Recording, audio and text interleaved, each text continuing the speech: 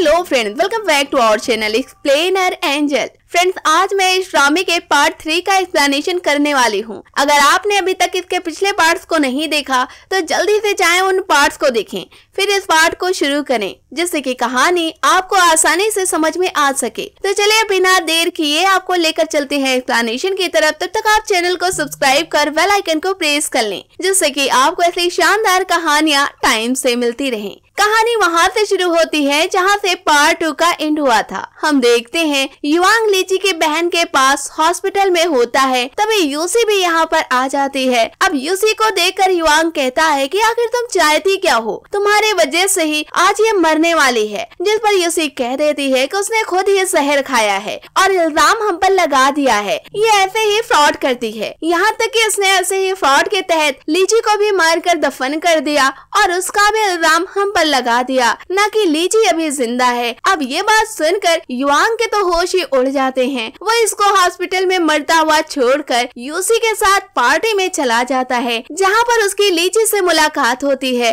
अब उसको देखकर फौरन ही युवांग उसे गले लगा लेता है और कहता है कि तुम जिंदा कैसे हुई। ये सुनकर लीची कहती है कि उसकी बहन ने नाइफ से उसके पेट पर वार किया था और उसकी वजह से वो बेहोश हो गई थी और उसके बेहोश होने के बाद रोड पर उसको लेटा दिया था और यूसी को उसकी बॉडी के पास बुला लिया था जिससे कि वो यूसी को मर्डर के इल्जाम में फंसा सके। अब जब ऐसा हो जाता है तब वो लीची को हॉस्पिटल में एडमिट करा देती है और फिर ग्रेव में कुत्ते को दफन करके लीची के ग्रेव का नाम देती है जहाँ पर आप लोगों को भी उसने बुला लिया था। ये सब उसकी एक चाल होती है क्योंकि वो नहीं चाहती कि मैं आपसे प्यार करूं। वजह ये है कि वो भी आपसे प्यार करती है। हमें भी 4 महीने तक हॉस्पिटल में एडमिट रहना पड़ा क्योंकि घाव काफी गहरा था। इसी सब में लीची ने अपने बच्चे को भी खो दिया। अब इतनी कहानी सुनने के बाद युवांग को लीची की बहन पर काफी ज्यादा गुस्सा आ जाता है और किस्मत की मारी लीची की बहन यहाँ पर फौरन ही पहुँच जाती है।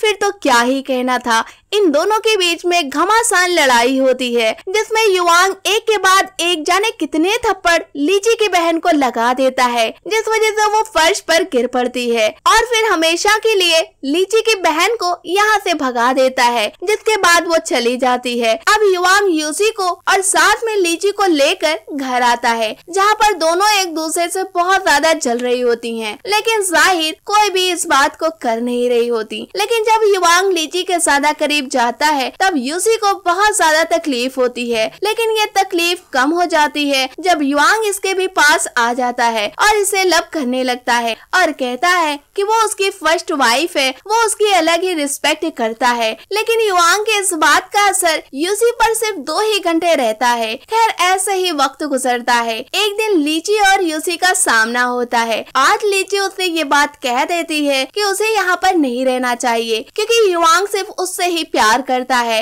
ऐसे में यूसी का यहाँ पर रहना एक बेवकूफी से कम नहीं है। फिर वो यूसी से कहती है कि वो युवांग को तलाक दे दे। अब ये बात सुनकर यूसी को गुस्सा आ जाता है। वो कहती है कि उसने तलाक के बारे में पहले तो सोचा था, लेकिन अब वो युवांग को कभी भी तलाक नहीं देगी और युवांग उसे तलाक दे भी नहीं सकता। फिर लीची को ये भी बात वो याद करा देती है कि वो ऐसे इंसान से शादी करना चाह रही है। इतना बुरा है कि उसकी वाइफ उससे खुश नहीं है तो वो कैसे खुश रहेगी। और फर्स्ट वाइफ के होते हुए जब युवांग ने दूसरी शादी का फैसला लिया है तो आगे जाकर सेकेंड शादी के बाद थर्ड शादी का भी फैसला ले लेगा। यूसी की इस सच्ची और कड़वी बात को सुनकर लीची को काफी तकलीफ होती है और काफी बुरा भी लगता है, इसलिए इन दोनों में लड़ाई होने लगती है। यूसी टेंशन में बहुत सारी वाइन पी लेती है और बाथ टब में रेड वाइन डालकर उसी में लेट जाती है। तभी युवांग यहाँ पर आ जाता है और घबराकर यूसी को डॉक्टर के पास ले जाता है जहाँ पर डॉक्टर कहता है कि उसकी वाइफ ने बहुत ज्यादा वाइन पी ली है, बाकी कोई खतरे जैसी बात नहीं है। ये सुनकर युवांग को थोड़ा सा सुकून मिलता है। अब ठीक होने के बाद यूसी पर वो बहुत ज्यादा गुस्सा करता है कि उसे वाइन पीने की क्या जरूरत थी।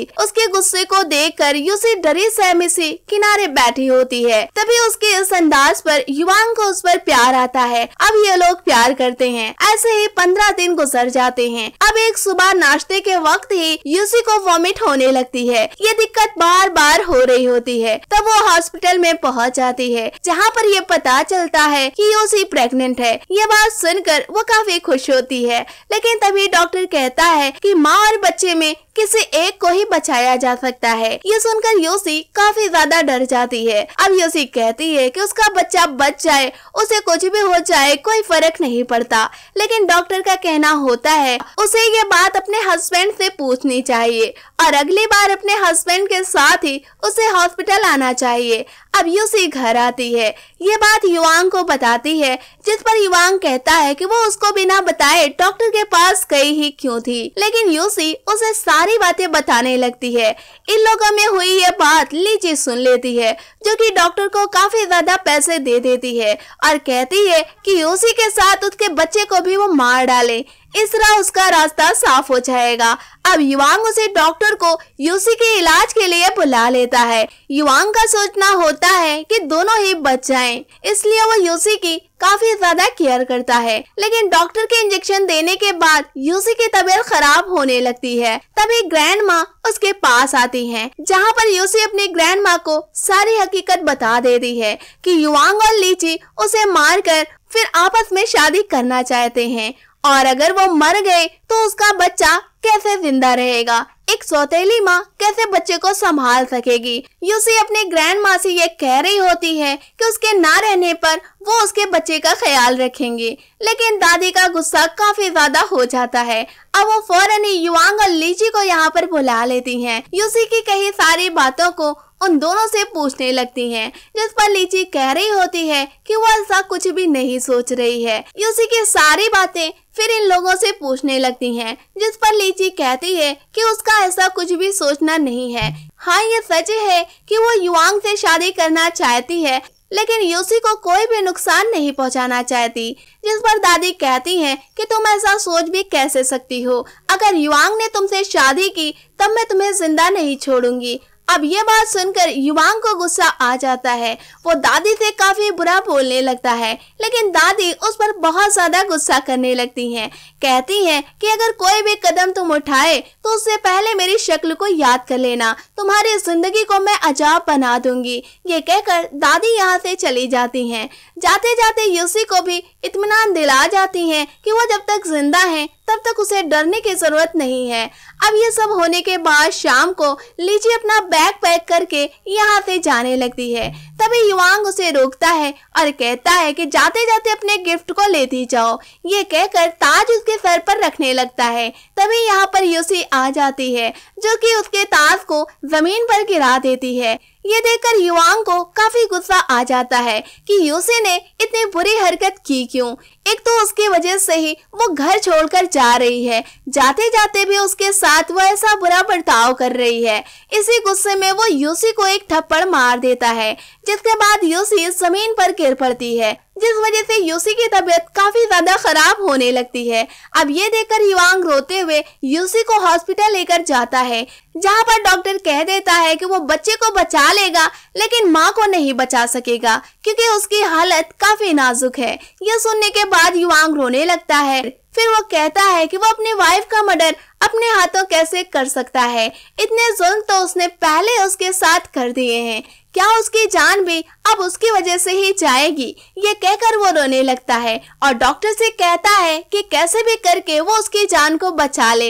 लेकिन डॉक्टर कहते हैं कि ऐसी कोई भी उम्मीद हमें नजर नहीं आ रही है। ये कहकर वो ऑपरेशन रूम में चले जाते हैं और युवांग रोता हुआ उदासी से डॉक्टर को देखने लगता है और यहीं पर इस पार्ट का एंड हो जाता है। अब अगले पार्ट में आपको इसके आगे की कहानी का पता चलेगा, जो कि जल्द ही हमारे इसी चैनल पर अपलोड किया जाएगा। इसलिए आप चैनल को सब्सक्राइब करके रखें, बेल आइकन को भी प्रेस करके रखें, जिससे कि वीडियो अपलोड होते ही सबसे पहले आपके पास पहुंचे। फ्रेंड्स, ये कहानी आपको कैसी लगी हमें कमेंट बॉक्स में जरूर बताएं। वीडियो को लाइक करें, शेयर करें। मिलते हैं हम आपसे नेक्स्ट वीडियो में, तब तक के लिए टेक केयर।